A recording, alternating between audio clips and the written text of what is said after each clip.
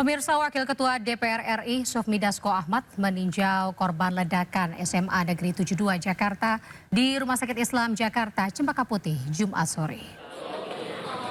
Dasko datang bersama Ketua Komisi 3 DPR RI Habibur Rahman serta utusan khusus Presiden Bidang Pembinaan Generasi Muda dan Pekerja Seni Raffi Ahmad.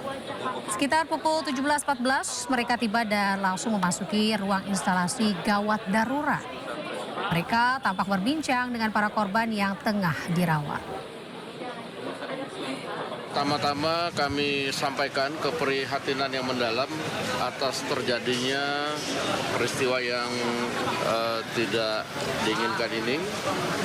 Kami tadi sudah melihat para korban baik yang ringan maupun yang sedang dioperasi. Yang dioperasi ada 4, yang kemudian masih dalam perawatan sekitar 20, kira-kira 8 yang sebentar lagi boleh pulang. Dari total 60-an lebih yang dari tadi sudah masuk. Dan saat ini pihak kepolisian sedang melakukan penyelidikan dan kita berdoa semoga yang dioperasi itu kemudian selamat dan sehat seperti sedia kala. Pemirsa, Gubernur DKI Jakarta Pramono Anung hadir ke Rumah Sakit Islam Cempaka Putih untuk melihat kondisi para korban ledakan di SMA Negeri 72 Jakarta. Dirinya juga menyebut biaya pengobatan semua korban ditanggung oleh pemerintah daerah. Sungguh sangat berduka dengan kejadian yang terjadi di SMA 72 ketika sholat Jumat sedang berlangsung.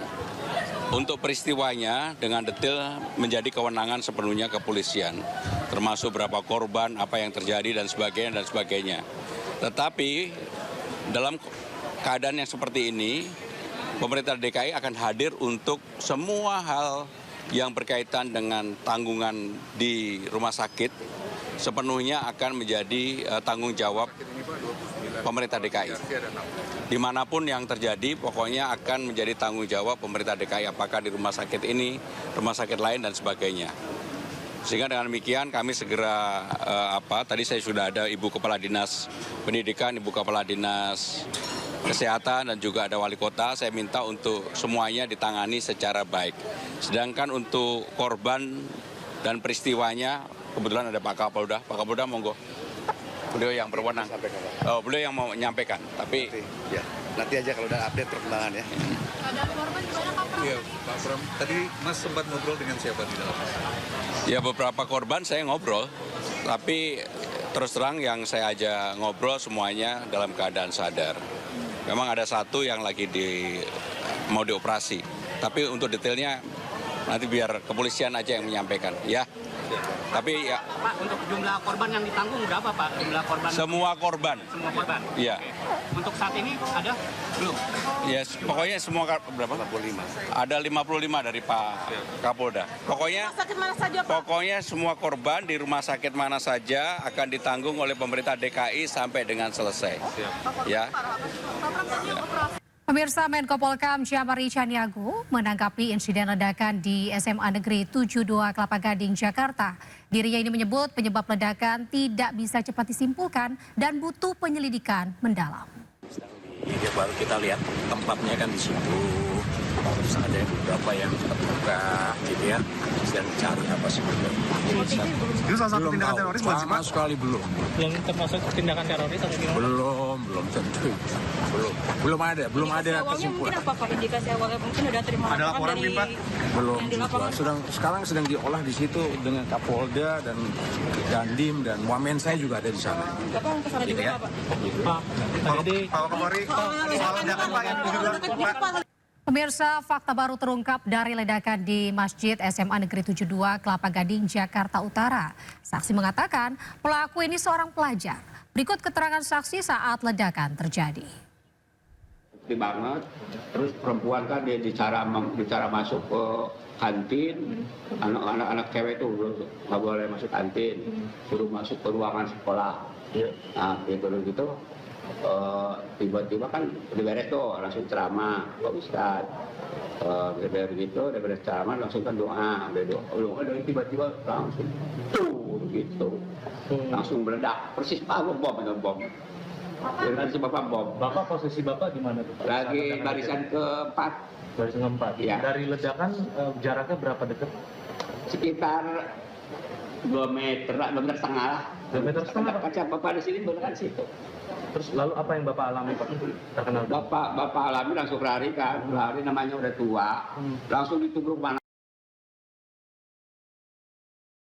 Kita ke informasi lainnya pemirsa, polisi mengungkap identitas kerangka manusia yang ditemukan di sebuah gedung di kawasan Kuitang, Jakarta. Mereka adalah 2 orang yang sempat dinyatakan hilang pasca kerusuhan saat unjuk rasa pada bulan Agustus lalu.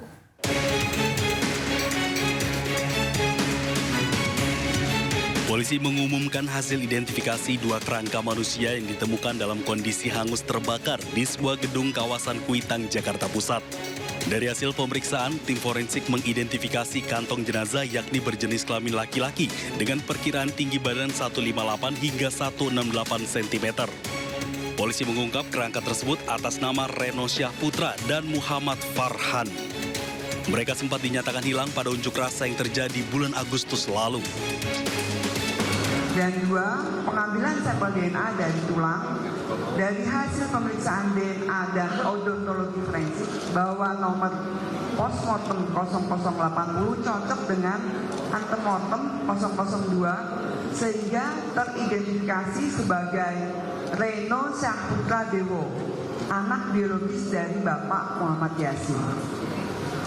B. Kantong jenazah 0081 dilakukan pemeriksaan identifikasi sekunder berupa perhiasan, ditemukan kalung dan kepala ikat pinggang.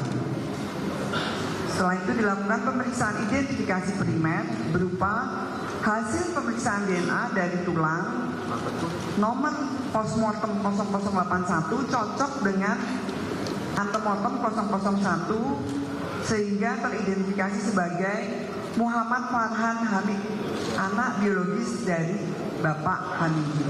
Terima kasih. Identifikasi ini sekaligus mengkonfirmasi bahwa kerangka yang ditemukan adalah kerangka dari 2 orang yang sempat dinyatakan hilang pada unjuk rasa bulan Agustus lalu. Dari Jakarta, Henry Aprila, Rizky Solehudin, Sutrisno, iNews melaporkan. Pemirsa, Polri menyerahkan jenazah korban hilang Farhan dan Reno kepada pihak keluarga di Rumah Sakit Polri Kramat Jati, Jakarta. Pihak kepolisian akan mendampingi hingga proses pemakaman selesai. Dan pada hari ini juga kami menyerahkan 2 jenazah kepada penyidik Polda Metro Jaya. Polri secara resmi menyerahkan jenazah Muhammad Farhan Hamid dan Reno Syahputra Dewo kepada pihak keluarga.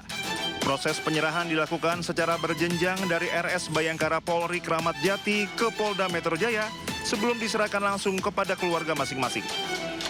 Kepala Rumah Sakit Bayangkara Polri Kramat Jati, Brigjen Pol Prima Heru Yuli Hartono menyampaikan rasa duka cita mendalam kepada keluarga kedua korban.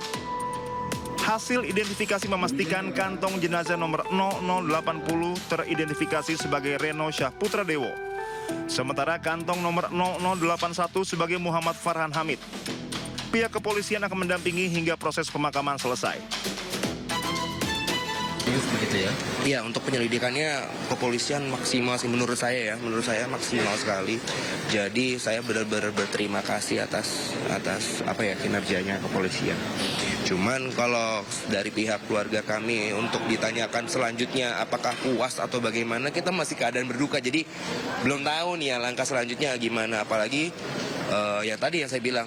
Dan hasil akhirnya ternyata adalah sebuah kerangka, itu cukup menyakitkan. Makanya kalau tadi masih berterima kasih dengan orang-orang yang disebut, kalau saya sangat berterima kasih kepada seluruh keluarga yang tetap bertahan sampai pada hari ini dan juga rekan-rekan yang terus membicarakan berita kehilangan orang ini. Sebelumnya Polri mengonfirmasi hasil tes DNA terhadap 2 kerangka manusia yang ditemukan di gedung ACC Kuitang, Jakarta Pusat. Dari hasil identifikasi, keduanya dipastikan merupakan Reno Syahputra Dewo dan Muhammad Farhan Hamid. Mereka merupakan warga Jakarta Utara yang dilaporkan hilang setelah kerusuhan di akhir Agustus 2025. Tim Liputan iNews melaporkan.